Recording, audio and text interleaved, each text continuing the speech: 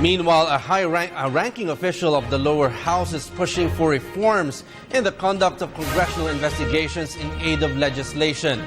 The proposal aims to give more focus on policy reforms. Again, here's Freddie Abando. Loaded with so many investigations in the exercise of its oversight functions. It's a mandate in aid of legislation, but people are asking if the inquiries has led to the committee reports which will address policy issues to improve governance, or should the end result lead to the prosecution of personalities deemed guilty of alleged corrupt practices? What lessons could be learned from the ongoing Senate inquiry of Vice President Jojo Barambitay for alleged corruption in the construction of the Makati City Building 2 when he was still mayor? It's getting to be half cute.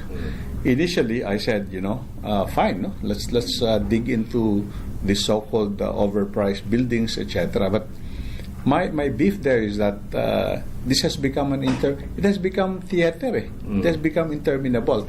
If there's evidence, it should not become intricate. No? If there's evidence, it should be laid out in one fell swoop. Para the investigation is done with, whoever is culpable, then he answers before proper government authorities like the Ombudsman. Deputy Speaker Jorge D. Agabao is one of the best legal minds in the House. A bar top-notcher, he is pushing for reforms in the conduct of congressional investigations. The result of the Senate inquiry of the fertilizer scam during the Arroyo years led to the prosecution of a secretary and several members of the House linked to the scandal. But somehow there was no proposal for reforms to prevent a repetition of the incident. Congressman Toby Tiangco cited the PDAF scam inquiry, while participants in the scam are now locked in detention facing plundered charges. A bright spot in the inquiry is the Supreme Court's abolition of the Priority Development Assistance Fund. Agabao said it's time to set the rules straight with the end in view of giving more focus on policy reforms more than political personalities. That's why we have an oversight. That's what we call as an oversight function. No? That's why we ask for an inquiry in the exercise of our oversight function. Oversight of what?